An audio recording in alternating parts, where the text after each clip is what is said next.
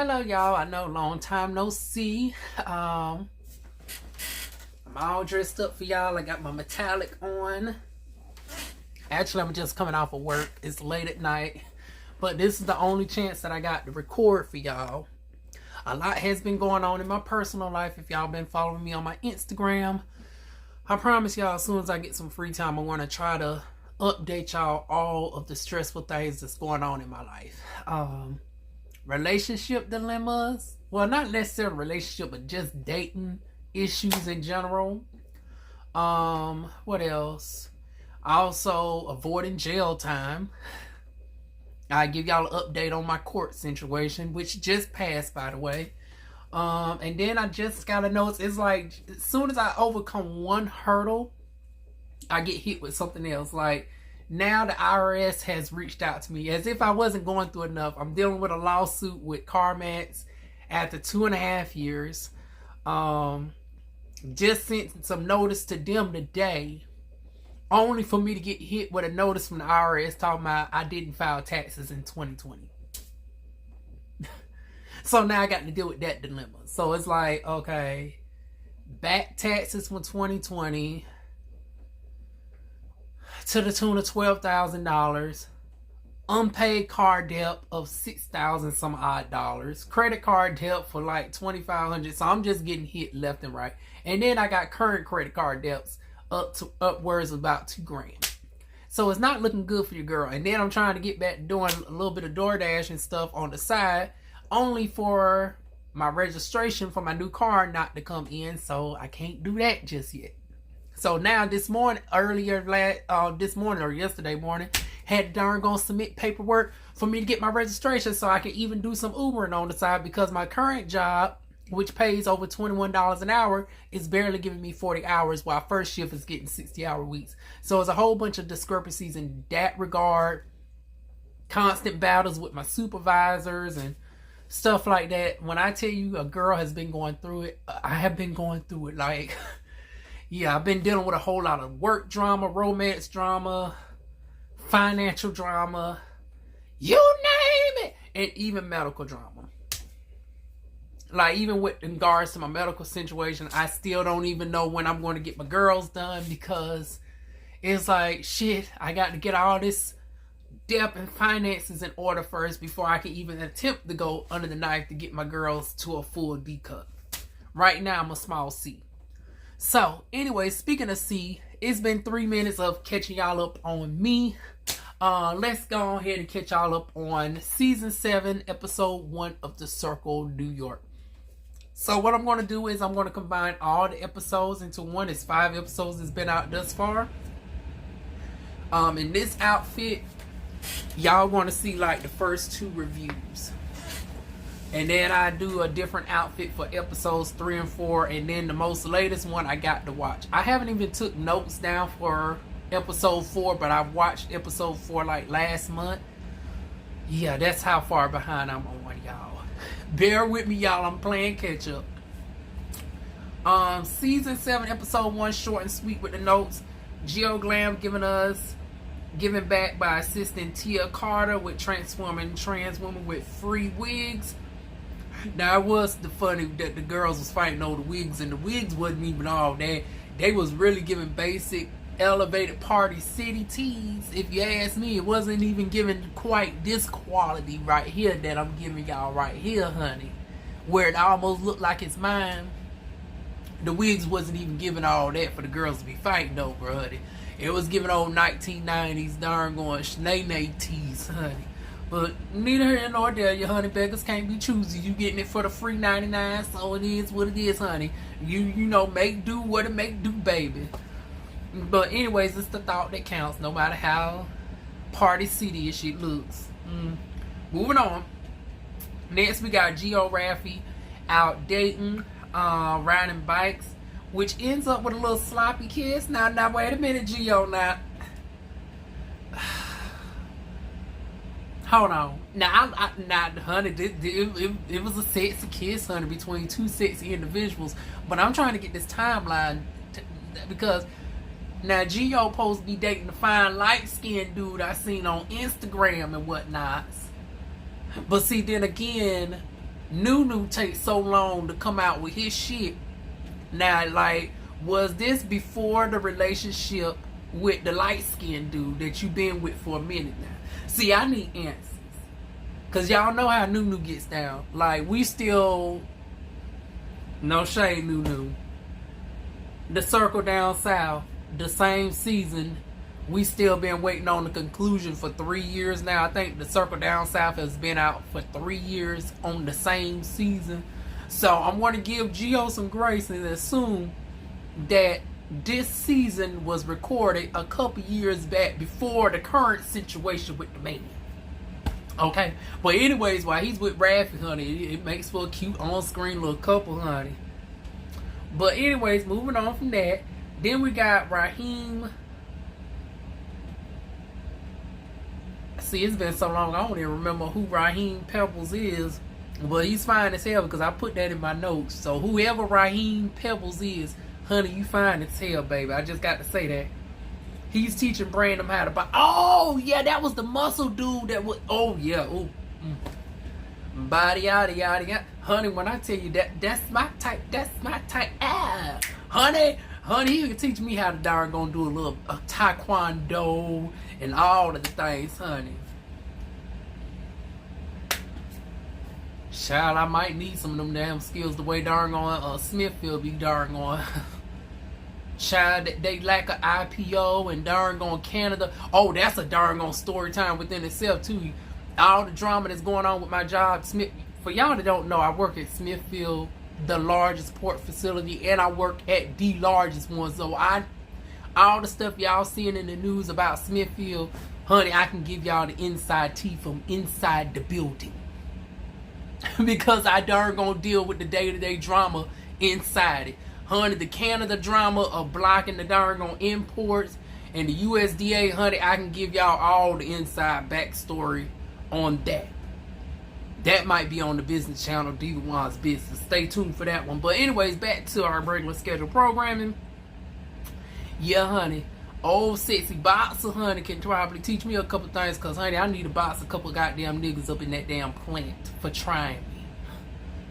But anyways, moving on. Then we got the car accident. Honey, shout out, not shout out, but prayers to Raffi, who has long since recovered. And it said 7 months prior to the date with darn gone Gio, he was busted up. So that makes me wonder, how far back in the past is this damn shit recorded?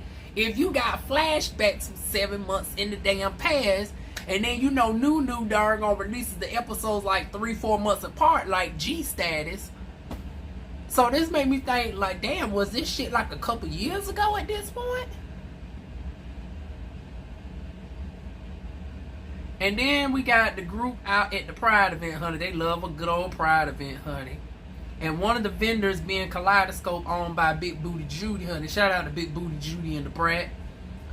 Then we got Miss Darnell doing her good old interviewing. But unfortunately, it ends with one of her darn gone homegirls from the hood, honey.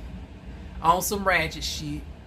Couldn't even darn gone have a little bit of decorum to pull Miss Darnell to the side off the camera. Honey, you wanted your little screen time on this goddamn YouTube channel, and you wanted to turn up.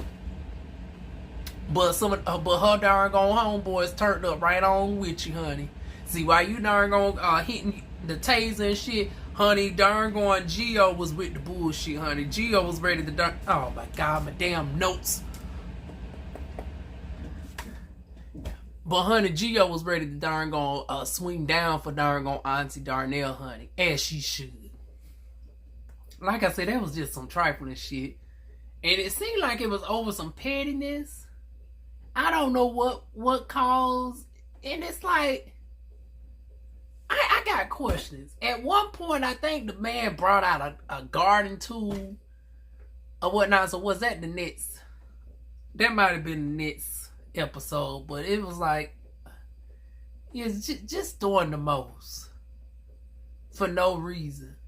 It was giving me very much when old boy off of Chasing Atlanta was the light-skinned cutie from Chasing Atlanta season 3 was swinging the taser in front of darn going Oliver's face. Like, was old boy thinking about that in the back of his mind? Like, let me get that moment of hitting this taser in Darnell's face. Like, it was giving me trying to recreate the moment or whatnot.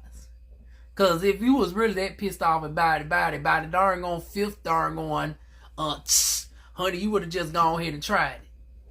But he wasn't. He wasn't really about it because he knew he was going to get mollywopped. Cause honey, that taser. See, here's the thing about stun guns, really. Depending on where you hit on the body, that shit might not darn on. And then Miss Darnell got a whole lot of subcutaneous tissue. You don't hit one of those vital body parts. Really, with a stun gun, you really supposed to aim for the shoulder, the back of the thigh. Something like that, to really, so that concentration of electricity can knock somebody down. If you hit somebody in a fatty area, like if you hit them up here or on the stomach or on the buttocks, really that might not fully absorb. And a person probably can eat that little bit of tape, because number one, it's not formulated like the police, stun gun. It's not formulated like a police taser. It's not like it's penetrating the skin and giving continuous voltage. You got the stun gun. That's the difference. Depending on where you hit somebody on the body part, most people can withstand a stun gun for enough seconds to mollywop your ass. And even if it knocks them down, a stun gun is not going to keep them down as long as a darn on taser would. So you got to take that in consideration as well. But yeah, anyways, the guy was doing the most. On to episode 2, y'all. Okay, episode 2, we got Brandon passing out condoms on behalf of Lansante Health Center. I hope I pronounced that correctly. Then we had doggone Gio Royal turning up again. And like I said, honey, who you about to beat up now, honey? Because once Gio doggone got into it, honey, things changed, honey. And then meanwhile, Raffy just trying to be on some free hoe shit. He's out there. I was like, okay. It's giving typical darn going twink down to the darn gone pride, honey. You wouldn't be part of the darn gone urban community if you wasn't on some goddamn whole shit doing the darn gone pride festivities, honey. Get it how you get it, Raffy. And then it's like, here we go with darn gone Kenya and darn going Kenya and Nene again, aka the Gio and Gio show.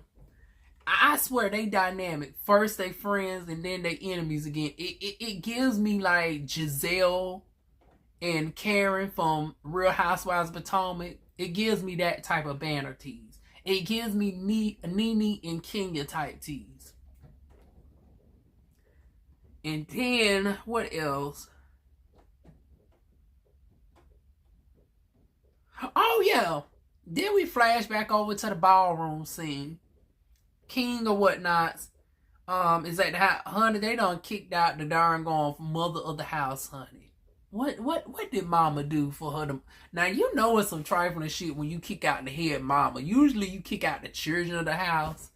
It's not too often that the head mother gets kicked out the house. Obviously, the mother must not have been the founder, because it's like, bitch, I'll be damned if you're going to kick me out the foundation of which I built. But yeah, they don't replace the mother of the house of Maybach, honey. Okay. And then...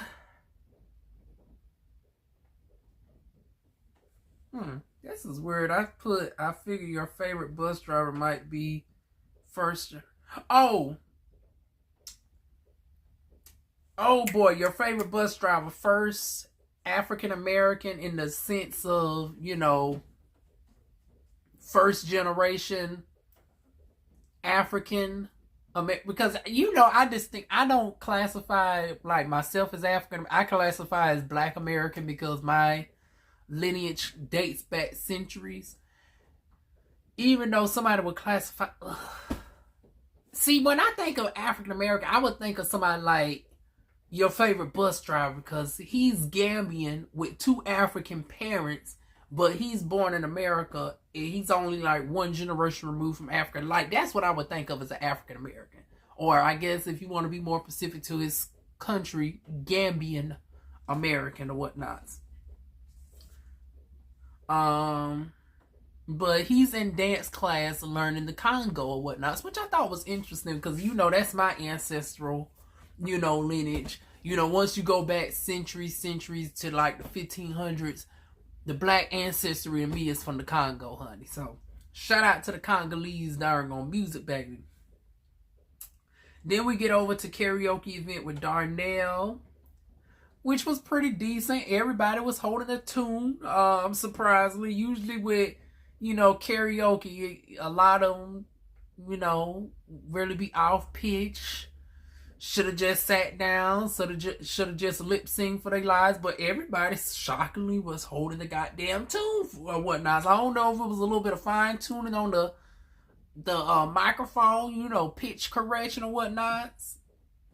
You know, given, you know, this platform and the budget and the venue, I highly doubt they had that type of technology afforded to them. So I'm just going to go ahead with the latter assumption that everybody could actually just hold a good, decent tune. So shout out to all the singers. And then we got Chocolate Brown Dog and Kenzie Confessional. So cute. Oh. And then we ended off with Geo Glam shop that Raffi immediately gave him the cold shoulder and started checking him at the surprise meeting. So Raffi has darn on Geo Glam to pull up. Not Geo that he was kissing on at the beginning of the episode, y'all, of episode 1. But Geo Glam. He heard that Geo Glam was talking some shit on the side and darn going, honey, it wasn't no pleasantry introductions or whatnot. Raffi just got straight on to the bullshit and said, honey, I heard you was talking about me. Don't keep my name out your motherfucking mouth unless you want these goddamn hands. These hands are ready to eat for everyone, belly, babe. Honey, keep your motherfucking Pringle face looking there and going mouth off of my motherfucking name, bitch. Unless you want to be darn gone crumpled. Honey, Raffi was ready to shake up darn gone Geo, honey. And that's how we ended off, honey. Geo was just giving one of these awkward looks, giving darn gone Pringle look, and that's how it ended, honey. So, on to episode 3.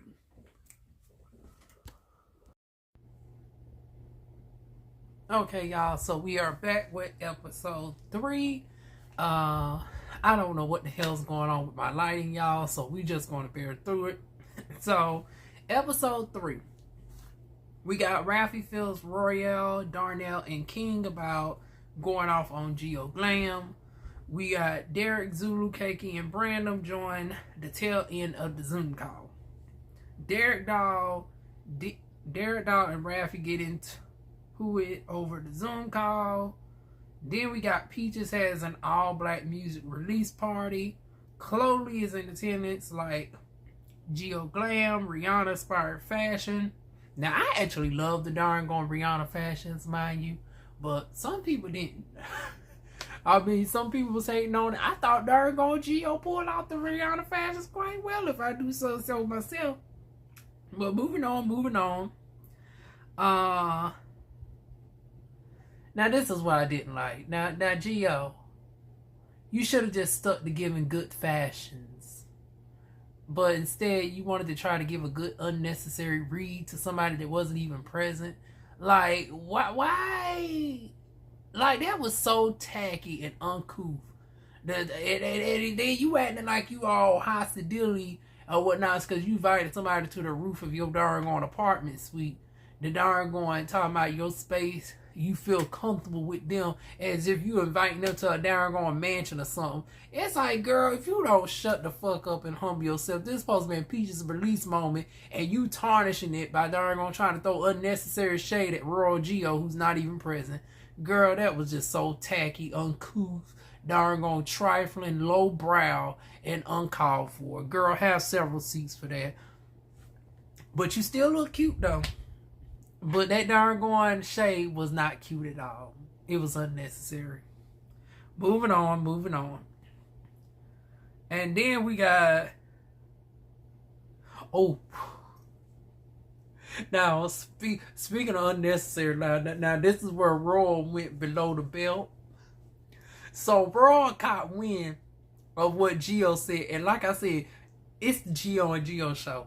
It's like both of these motherfuckers go back and forth like Nene and Kenya. Speaking of Nene and Kenya, I am watching this season of Real Housewives of Atlanta, by the way. It's quite interesting thus far with this all-new cast. But back to our regular schedule programming. Honey, why did Royal clap back and say something to the extent that both of Gio's exes are deceased or whatnot, and that Gio is trying to throw himself on half of the fucking cast? I said, oh my God. Now, why we got to bring up the deceased? I shouldn't have laughed at that, but it's just the way he said it about how both of your darn men are darn freshly deceased, and here you is trying to still hop on half the goddamn cast, and this is a large cast, mind you. So it's like, damn, you trying to fuck around on nearly a dozen people, Gio? My. Allegedly. Moving on, then we got Zulu lip singing for his life at the New York Pride. But nonetheless, the performance was alright. It was alright. It wasn't nothing too moving for me. Then we get the two teams for the upcoming music video shoot, which will be Darnell and Derek, the elders of the... Well, I guess Derek wouldn't necessarily be the main elder. I think that title belongs to Uncle Kenzie, but I think Derek Dahl is like, what, the third or fourth oldest out of everybody? Then we got Royal going with production. But Darnell is forcing them to release music. Now, this is what's confusing me at this point. Now, you said we're going to get the music and all this, that, and the third. Now you finally get an opportunity. And Auntie Darnell is the one darn going telling you can release the music. And here you is go putting yourself in the production space. Despite the fact that at the time, they say you just put out some music. Now you got to explain the backstory with me on that one, honey. Because I don't think Darnell was being shady with saying you can put out the music. Because I think she was generally trying to put you at the forefront. Now, some of the other folks might have had a little shady commentary to it. But I think Darnell had your best interest in that moment. Just in my opinion, from the way I saw it. But yeah, overall, I think the intentions were good. Maybe the execution from Darnell could have been a tad bit better. But overall, I think her heart was in the right place. But execution might have been a little bit tad bit poor. Then we got Robbie with the playback performance was good. And she played the fall. Now, I will say this. Now, the bitch gave a little Beyonce fall moment where she fell, but she did it so slickly where it almost looked like it was part of the performance. Now, that's how you darn gonna serve it, honey. When the fall is so slick, when you are able to darn gonna still be in motion to the point where if nobody really wasn't paying attention, it looked like it was part of the performance. The way she did it. So, Robbie, I rate the performance. I think I want to say overall, I'm going to give her a B-. No, I'm going to give her a C+. Next, we got Miss Peaches serving legs in good fashions. I'm going to give her a C+ for her performance. Best of the night thus far. Ralphie came out supporting Keki's performance. This is at a different venue. Bugs rapping was the most rawest. No lip singing needed and more impactful lyrics. So for that, I gave him a B+ for his performance. And then, of course, the best was saved for last, honey. Miss Derek Dahl was the most engaging with the audience and everything. Singing and rapping was spot on. Choreography for what he was doing was decent. Now, this is the only major faux pas that I had with Derek Dahl. Girl. And this is going to be a controversial topic. But me personally, and y'all know the sex siren that I am. I love, the body positivity. The girls showcasing they gifts and stuff. And they say, honey, Derek, honey, she's tall like a giraffe. And she got a little giraffe of proportionate sizes between her legs, honey.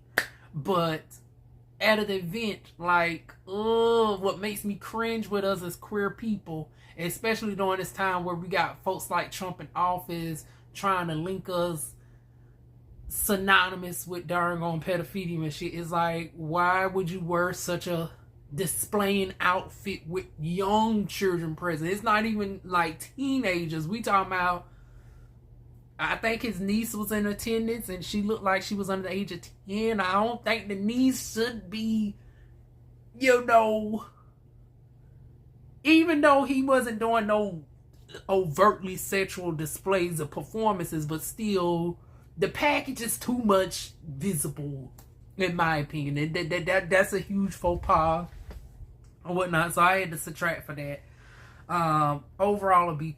Would have been an A+ if you didn't have the inappropriate attire for the event. Like I said, just me personally, whenever children is present, we should be a little bit more modest.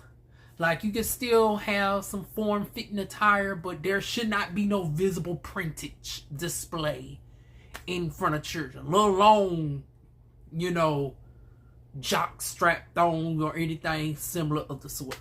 Just my opinion. But moving on from that huge faux pas, we got Keiki performance was going good despite the technical malfunction with the mic. Ends up going off on one of the guys that was assisting the DJ. Shame she didn't perform it at the Pride because her performance was spot on. Don't play, don't fuck, don't suck with her. Honey, now I would have loved to sing that at the Pride event, honey. Now she had it all going on. Now that would have been an A+ performance. But unfortunately, she had to give darn on A Rowdy on the darn on folks for playing with her time about the darn on mic.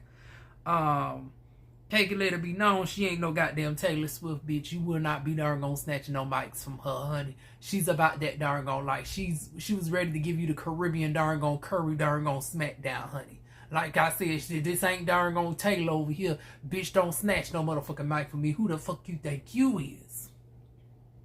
And that's pretty much where we end off at. They end up having her replay the song and redoing the whole performance. I was like, nah, that's something. Honey, even Taylor didn't get to re-perform her shit at the VMAs, honey. So, honey, Keiki won up down T Swift on that one. So, moving on to episode 4. Okay, now we on episode 4. Keiki finished reading the guy for Filth. Honey, she went in several days and several nights on that damn guy. I don't know what was worse, the fact that she nearly darn gone deboed the darn gone guy because, honey, she was ready to throw hands, or the fact that she just got on the mic and darn gone slaughtered him for Filth with her mouth child. And then darn gone still gave an epic epic performance. Gave me very much Azalea Banks mixed in with Nicki Minaj tease. Then we got Derek Doll Bedazzle outfit. He's wearing at the ball. This is a different ball, by the way. Which, now this was ironic to me, which I had to put in my notes, because the ball outfit, now Derek Doll, if you come across my video, I need to know the thought process on this. Because now you at a ball where it's nothing but adults. And you know, with balls, you can get away with the sexy overtness. Because it's an 18+ event. Is giving body positivity. You're around fellow queer people, so you're not turning anybody off. It's not like there is a random Christian that's walking the street of New York. It's not like it's a random child nearby. This is a specific event for the queer folks, and some of the categories call for sex appeal, and you're fully covered up. Now the outfit was darn on good. I see she loves a good slimming black, even though the bitch is damn near 7 foot tall. She don't need nothing slimming, but honey, she gives a good old black number, honey, a little black tight number. But my thing is this: the outfit should have been reversed. It's like the ball ping showing outfit that she had at the damn Pride event is what she should have worn at this goddamn ball, and what she had at the ball is what she should have had at the Pride event.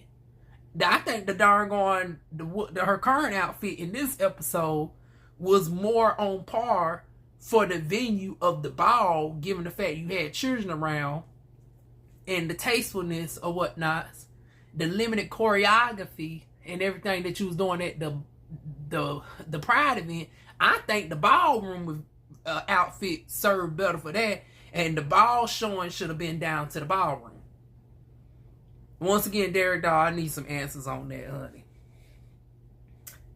But anyways, moving on. Then we got,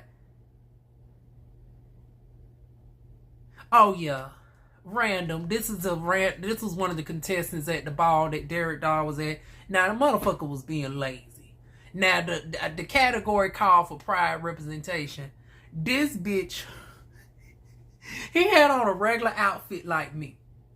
Like, he had on a regular darn outfit that you can just wear around at the store or whatnot.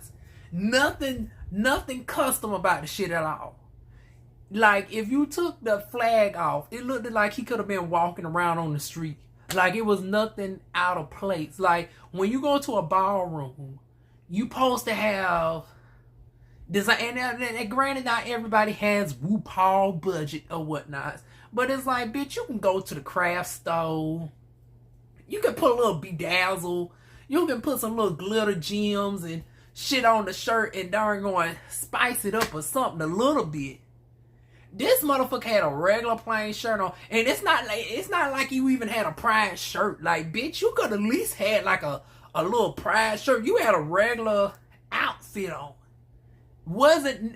Your outfit did not scream pride at all.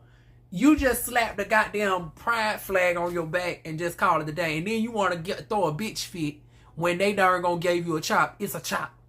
Girl, I would have gave you more than the goddamn chop. I would have darn gonna told them to send you out the door. Cause it is like that, bitch, don't come play on nobody's motherfucking time.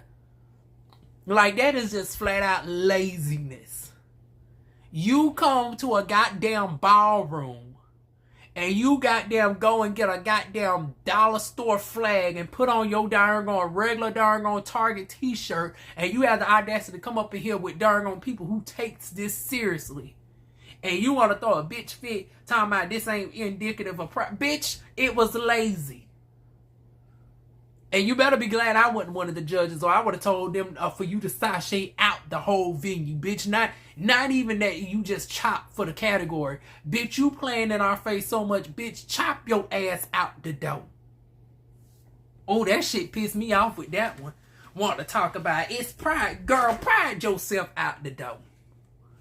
Moving on. Ooh, I swear that was the most irritating of the goddamn show, and the bitch ain't even part of the motherfucking cast.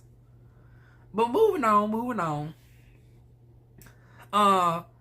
Then we got nice to see Nunu. Now, Nunu, it's always a pleasure seeing you break the fourth wall. We seen you meeting up with Darnell at the Black Pride on camera, whatnot. Cause Lord knows we don't know when we're gonna ever see you again on the Circle Down South. You got these episodes coming out once every darn on year in the same. It's like we still on the same season of the Circle Down South that done been out for 3 years now. Girl, you starting to compete in the worst category of darn on lengthy darn on show displays. You up there with G status, Nunu. But once again, it's nice to see you after this long time on camera, because I think it's been about a year since we've seen your lovely face, baby. But moving on. Then we got we get our New York Mayor Eric Adams in attendance at Black Pride event and named the day I think Black Pride officially in New York. So shout out to Eric Adams for that, honey. And for Nunu for getting such a historic darn on pivotal moment on camera.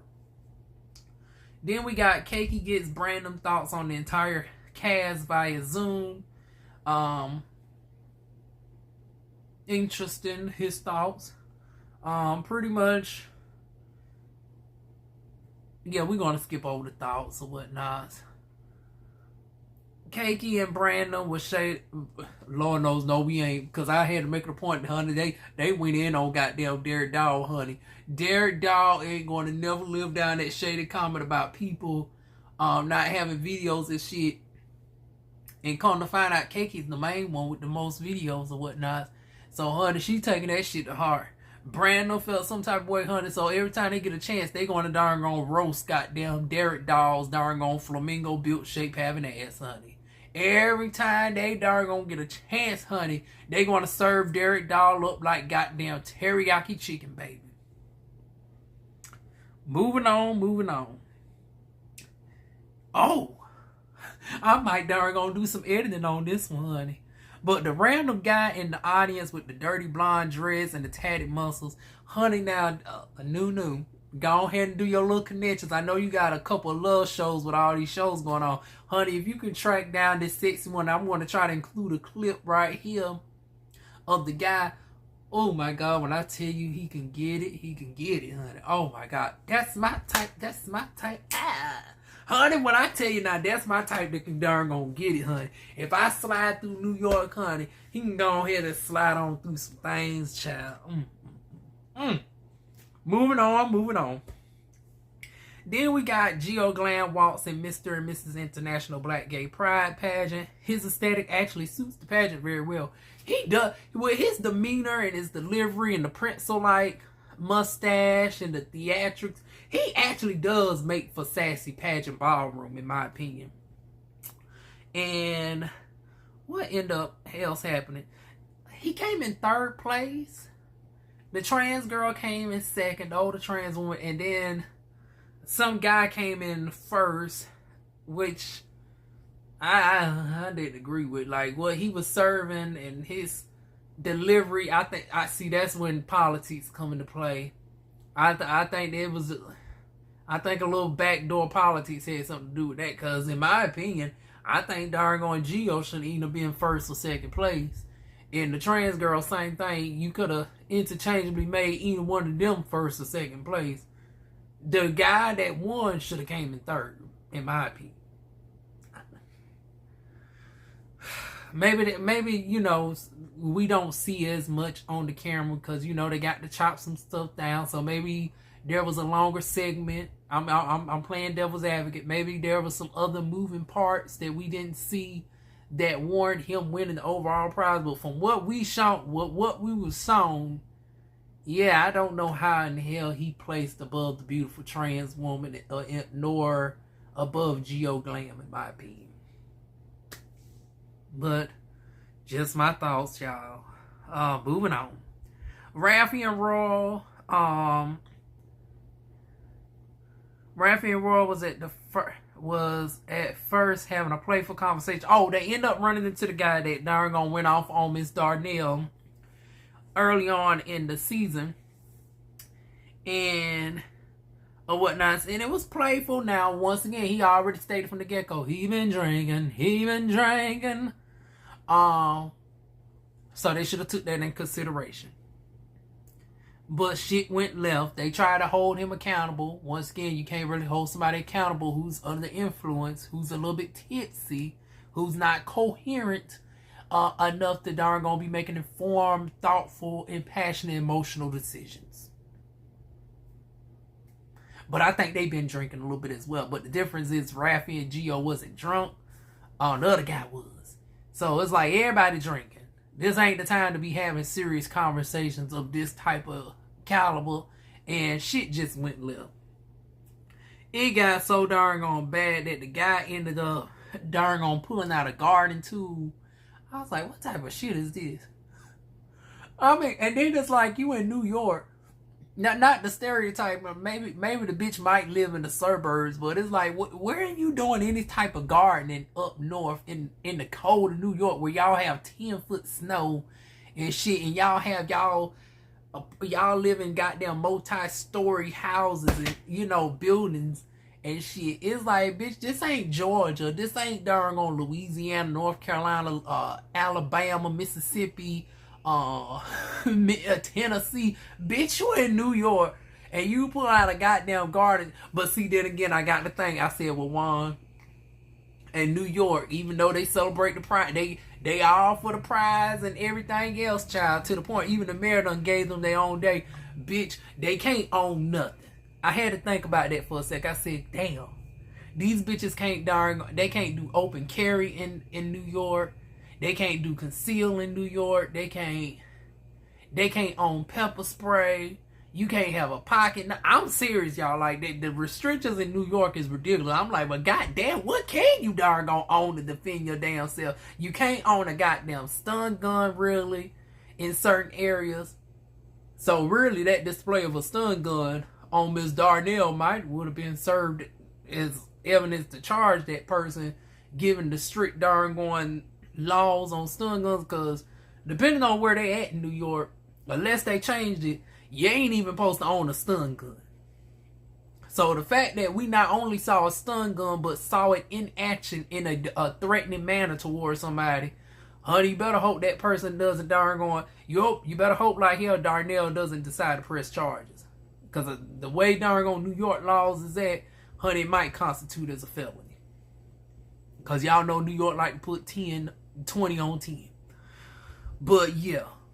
But still a garden tool? Like, but then again, they can't even own the little pin, the little jabber things that you buy off of Amazon. They can't even own that. You can't even have nothing that's concealed. You can't have like a disguised weapon or anything. Like, there are so many restrictions in New York.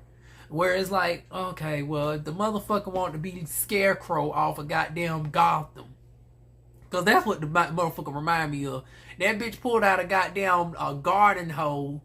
And I instantly thought about the DC comic book character, the Scarecrow, that goes up against Batman. Now, y'all really got to be into darn on comics to know that reference. If not, y'all just Google search who Scarecrow is. And tell me if this nigga was not giving darn on bootlegged darn on black version of goddamn Scarecrow. But yeah, that's pretty much where we end off there. Or whatnot.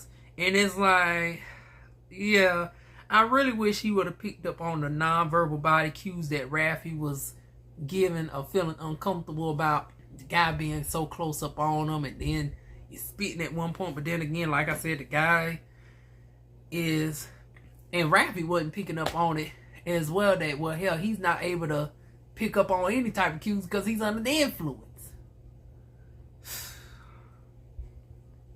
So him being in close proximity doing the hand thing, I don't think none of that was meant to be threatening. But Raffi, I think, overreacted in that moment. And shit just went unnecessarily to a 10. Then we end off with, we find out that Darnell scratched the guy earlier, which they did pick that up on the mic. And that before the taser was even pulled out, there was some sort of tussle, which Darnell scratched the guy up, and he was the one that came to the aid of the other person. That's where we end off at, y'all. I'm going to save episode 5 for tomorrow. So y'all will see one more outfit change, and that will be that. Okay, y'all. Y'all got to bear with me because my ring light camera still does not work. So we're going to have to get a new ring light at this point. Because I hate to say it's the darn on plug at this point. It got to be the darn on ring light just faulty. You get what you pay for. No. It's been 3 years, so. And the shit only cost me $30. But anyway, season 7, episode 5 of The Circle, New York. Honey, we start off with ass everywhere, and my big Frida voice, honey. Honey, girl twerking down to the floor. Then next thing we know, we got Miss Peaches If You're Nasty with the feminine empowerment eulogy or whatnot, and showcasing all the girls that we done sadly lost over that past year, because this video's like that, it was recorded like 3 years ago. I ain't gonna judge too much because Lord knows my reviews are late as hell. Now, Nunu, you rubbing off on me. Also, Peaches serving us tone tasted. Honey, I got a little affinity for doggone Peaches, honey. Honey, the legs was out, honey. Nice chocolatey or whatnot. Come on through, Miss Peaches. Honey, face card 10, honey. The bars 10, and the legs, honey. Hips, legs, body. Honey, it was giving 10s across the board. Moving on. Now, what wasn't given the 10 was darn on Chloe. Now, Chloe, we ain't seen you in some years, and I say that literally because it's like, I think the last time I met you was in 2023. this is not the way to come back on the scene. Now, y'all know I'm a huge Beyonce fan. I've been a Beyonce fan since day one. And if you want to cross-play as Beyonce, whether it's drag or just performance in general, bitch, you better be giving your A game. Honey, darn on Chloe was as stiff, and it was giving me 8-count Britney Spears tease. I was like,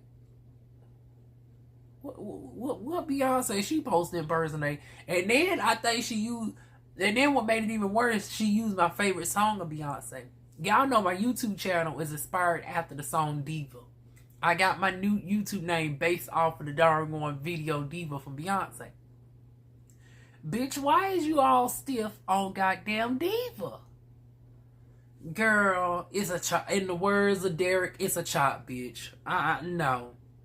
And then it's like, you could at least been creative. You could have had a little cheap darn going Wally World fan plugged in to at least give the hair a fit. Girl, you didn't even have that. Darn on synthetic wig just as darn on limp. I was like, oh girl, take all this shit away, honey. That was the damn disappointment. What else did we have? A third group was created last minute. Here we go with the infamous Zoom call. So they created a team for Robbie. And now the new teams are as follows. You got Darnell, Brandon, Keiki, King, Raw, Geo, and Shari on one team. Team Derek consists of Rafi, Chloe, King Clay, Geo Glam, and Mustafa. And then Team Robbie consists of Shaka Zulu, Uncle Kenzie, Miss Peaches if you're nasty, and Chocolate, along with Torrance. So they discussing the Zoom call on the Zoom call about what they're going to be doing for their themes and whatnot. Honey, Shari done got the X, honey. He ain't been on 2 Zoom calls in a row. Y'all know I just started the reviews on season 5, so I halfway don't even know what Shari looked like. And I know y'all want to say, well, he was featured on this season, but y'all know the episodes be about a month, 2 months apart, so he wasn't that memorable because I can't even remember him from this season. But neither here nor there, they gave him the boot, so that's that on Shari, honey. Then we got Darnell hosts a sipping pack. Now this is where she gets interesting, honey. Y'all know Diva Wine, honey. The freaking Diva Wine doggone got interested in this, honey. They came out with a chocolate model, honey. The chocolate model was up my alley. Nice tone body, ass, honey. Cute little perky ass. I said, well, damn, it would have paid for me to be in New York, honey. I would have been asking for an after the hour sipping paint, honey. Honey, he could have sipped that. Well, we wouldn't be doing no, because a girl don't believe in painting in that way, but you know, he could have stroked the darn going his paint stick down to the darn going Diva Airbnb, honey. Let's just say that. So, honey, I was here for the models, honey. Then we had little Raw Geo come out or whatnot, and now Raw, now girl, now you know you ain't really got the body like that, girl. The least you could have did was give us a little thong. Like, why you come out with some regular Hanes underwear? I was like, girl, you supposed to glam up the body. Like, why is this giving like regular nightcap? Like, and you already ain't got rid of no ass like that. So it's like you really supposed to came out. Don't come out with no darn on regular Hank, because I feel like you got to have cake to get away with wearing something basic like Hanes. You ain't got no cake roll. You are royally flat. So it's like you supposed to be giving your best. But, you know, he did all right enough. But some folks wasn't feeling it or whatnot. Some folks feel like they was darn going cheated. And I can see both sides of that. Because, now Darnell, if you have it advertised where the models look like, and if I feel like editing, I include some pictures of what the folks had an idea of what they thought they was getting. They thought they was getting somebody shaped like Flashman Braid or something like that. Instead, they got darn going Raw Geo and the boy who actually was muscular, but I guess in comparison to somebody like Flashman Wade, the boy was giving twink. They thought they was getting trade, especially since some of the girls there was some straight women there. They thought they was going to at least get trade, honey. Y'all gave them pure film. The black guy might be a butch queen, but y'all world is pure film. So it's like, I would have been felt cheated too. In this case, Darnell, you should have had some variety. I think Royal and the black guy was still needed, but you should have had a heavier set person. Well, hell, they asked for King to darn going, the Messiah to darn gonna be one of the models. And then you should have thrown a muscular person in the mix. That way, everybody would have been satisfied. You would have had the trade. You would have had your stocky person. You would have had your average built, film boy, world. And then you would have had your little muscular twink with the chocolate darn going a guy. You would have had all the markers darn going cleared off. So the folks wanted their refund, honey. Mustafa being the one that's really was salty or whatnot. She was like, well, bitch, honey, we already seen Raw for the free $99. Why the hell I'm paying for Raw? And then Darnell talking about she didn't even know that Raw was going to be a model. Bitch, how the hell you hosting the event? You created the shit, and you don't even know who's modeling. Girl, get out of it. Honey, in the words of Phaedra Parks, go away from me with this. So moving on.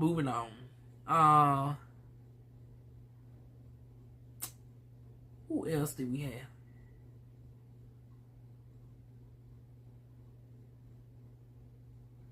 Oh yeah, this what also threw me off. Now they once again, Raw ain't got no ass. And I love me some Spice Official, honey. And I play that song every time I go to work. But honey, why is darn going Raw trying to throw it back to dong da dong dead, dong da dong dead, da da dong dong dong. And it was giving more so Bikini Bottom, honey. Every time I kept hearing dong da dong dead, dong da dong dead, boom baka, honey, it was giving darn on SpongeBob SquarePants. Honey, Raw tried her best, honey. And then they said, honey, as far as the package, honey, she needed a fluffer on call, honey. She needed somebody to darn on prep her. Now her boo was there. I don't know why. And matter of fact, I don't know why Raffy wasn't part of the Sip and Paint, considering that he's a goddamn stripper who's packing in the front and the damn back. So that was a missed opportunity right there. Anyways, moving on. Oh, no, we not. Because this will also got me. Honey, once again, Royal managed to steal every goddamn episode. I keep telling y'all, this is the Royal. This is the Geo and Geo show, honey. If it ain't Geo Glam, it's Royal Geo, or sometimes it's both of them going back and forth. But it's always them highlighting every episode. Now we got Royal humping on goddamn John. And I'm looking at this visual, and I'm like, now, I ain't going to judge too tough, because my current work boo that I'm smitten by, he's substantially shorter than me. That's how it always works out. A bitch is 6'2", and I'm always going, like my ex was darn on 5'7". This one is like 5'6", 5'7", but he's more skinnier than my darn on recent ex or whatnot. So I'm looking at this visual, right? I was like, why is it giving a darn going a little terrier trying to hump a Great Dane? Honey, darn go Roy. I said, now Roy, it looked like you, girl, not the stereotype, but I don't think Roy's really a verse like that. She's more so the bottom, but honey, she gave it her best effort, child. Moving on. And then, let me see. Keiki, honey, I was here for Keiki and her multiple videos. Oh, wait a minute. No, I mentioned that in the last one. I got my notes tripped up, y'all. So, Keiki, yes, multiple videos can be shot in one day or whatnot. So, I'm here for her work ethic on that. But high quality or whatnot without cutting stuff short, because even Beyonce tried that, I think, for B-Day experience. Like she did all the B-Day videos within like 2 weeks. And some videos got cut really short. Like the song Kitty Cat is 4 minutes long, but you know, she had to reduce that video to 58 seconds due to time constraints. And what else? We had to Get My Body video that could only be recorded once. The earring fell off and it stayed in the camera footage for the official video because they could only do one take of darn on Get My Body. So it's like, if we could afford to stretch out more time, honey, you want to stretch out more time. And y'all know Beyonce's a Virgo. She's a perfectionist, honey. If she really could have darn gone redid some of that shit, she would have redid it. And even now, I feel sorry that I mentioned that Beyonce was looking high in some of the Renaissance visuals. Because ever since then, honey, she ain't gave us no redo of that. Ever since now she want to be like Prince all of a sudden. Now she was the queen of goddamn visuals for the longest. Now all of a sudden she just talking about imagine the shit. Beyonce, imagine me, honey, imagine your goddamn self, darn seeing me, darn. It's like, once again, I'm a visual bitch. Go on my little tangent real quick. It's like, bitch, you darn deprive us Renaissance and Cowboy Carter, and now you trying to charge darn $500 for floor seats. Bitch, I would be imagining what your performance looked like, because I'm not going there. But anyways, we did get to see Keiki performance. Honey, the Keiki, like I said, it was tears across the board. But as far as you talking about multiple videos in one day, girl, I admire your work ethic. You must be a Virgo like Beyonce. But yeah, I say stretch it out a little bit longer than that. What else do we got? So the cast start doing the various challenges. It wouldn't be darn on the Circle New York or the Circle Period if they didn't have these little challenges. So the clues are scrambled. So we got to play little, decoder games. And they get clues of where to go to. So everybody that normally has an issue with each other is getting along. So that's good to see. Then we kept... Oh, well, then this is where shit go left. Keiki done felt slighted by the newest cast member, Tia Talks.